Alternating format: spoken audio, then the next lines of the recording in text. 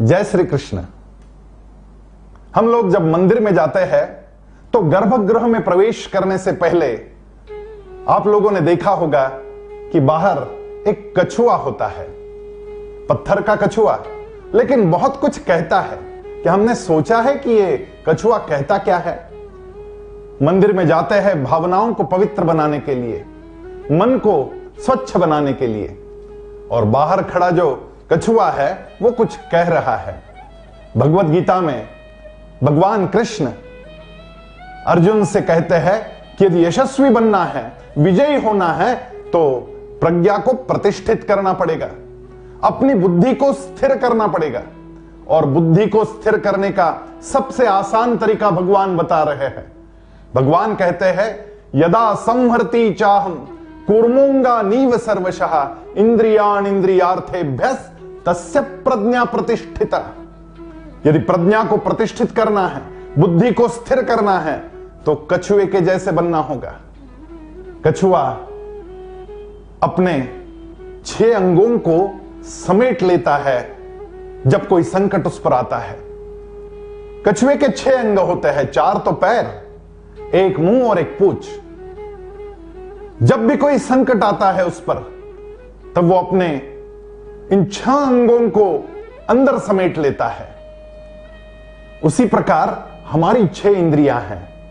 आप कहेंगे इंद्रियां तो 5 है, नासिका, कान, आंखें, जिह्वा और त्वचा। लेकिन भगवत गीता कहती है मनश्षष्ठेन इंद्रियाणि, मन हमारा 6ठी इंद्रियां है। और इन 6 इंद्रियों को जब भी कोई संकट आए तो समेट लेना चाहिए, कंट्रोल करना चाहिए। अब 6 इंद्रियों के 6 विषय है। जैसे नासिका का विषय है गंध, सूंघना, कान का विषय है सुनना, नेत्रों का विषय है देखना, जिह्वा का विषय है रसना, और त्वचा का विषय है स्पर्श करना। लेकिन मन के तो अनेक विषय हैं, और मन अपने विषयों को इंद्रियां, ये जो 5 अन्य इंद्रियां हैं, उनके माध्यम से पूरा करने में लगा हुआ रहता है। भगवान कहते हैं जब भी कोई संकट आए तब हम कछुए के जैसे बन जाए। अब संकट कौन से है? तो संकट भी 6 है। काम, क्रोध, लोभ, मोह, मद और मत्सर। ये 6 संकट ये बार बार आते रहते हैं, और जब इनमें से कोई भी एक संकट आता है तो उस इंद्रिया को हम लोगों को समेट लेना चाहिए, इंद्रियों का संयमन करना आना चाहिए। और इसीलिए कछुए का यह प्रतीक प्रत्याहार का सबसे सुंदर प्रतीक बताया गया। मैं आपको एक प्रसंग बताता हूं। किसी घर में मेहमान आने वाले थे और बड़े महत्वपूर्ण अतिथि थे, शायद ब्याही आने वाले थे। तो सास ने अपने बहू से कहा कि आज हमारे घर में अतिथि आने वाले हैं, तो कहीं बाहर मत जाना। अब उसी दिन बहू की किटी पार्टी थी, तो बहू ने कह दिया मां ये तो संभव नहीं, मुझे तो जाना होगा। उसने कहा लेकिन आज मेहमान आने वाले हैं। तो बहू ने कहा नहीं, मैं थोड़ी देर के लिए जाकर आ जाती हूं। तो सासू मां ने कहा कि नहीं जाएगी तो क्या फर्क पड़ेगा। तो बहू ने कहा यदि मैं नहीं जाती हूं तो सब मेरी बुराई करेंगे। सब बुराई क्यों करेंगे? तूने ऐसा क्या कर दिया?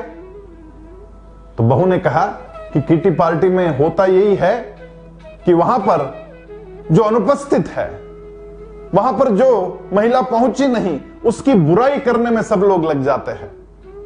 और यदि मैं ना जाऊं तो मेरी बुराई होगी, और इसलिए मैं जाती हूं और फिर लौट कर आ जाती हूं। हमारी यह आदत है, क्योंकि कानों का विषय है सुनना, और दूसरों की बुराई सुनने में बड़ा मजा आता है। और भगवान कहते हैं जब भी ऐसा प्रसंग आए कि किसी की बुराई हो रही हो, तब हमें चाहिए कि हम अपने मन के दरवाजे बंद कर लें, हम अपने कान के दरवाजे बंद कर ले, हम अपनी मुंह के दरवाजे बंद कर ले, किसी की बुराई अपने मुंह से ना निकले। जैसे कछुआ अपने 6 अंगों को समेट लेता है, उसी प्रकार हमारी इन 6 इंद्रियों को समेटना यही बुद्धि को प्रतिष्ठित करता है। जैसे ही किसी की बुराई सुनने में या कहने में हमारा रस नहीं रहेगा, वैसे ही हम अपने काम पर ज्यादा ध्यान दे पाएंगे और अधिक सकारात्मक काम कर पाएंगे। और यही विजय का मंत्र है। आइए विजय के पथ पर चलते हुए हम लोग भगवान श्री कृष्ण का यह उपदेश कि हम कछुए की भांति बने, हमारे 6 इंद्रियों पर हमारा संयमन हो, कंट्रोल हो, इस दृष्टि से प्रयास करें, आगे बढ़े। जय श्री कृष्ण।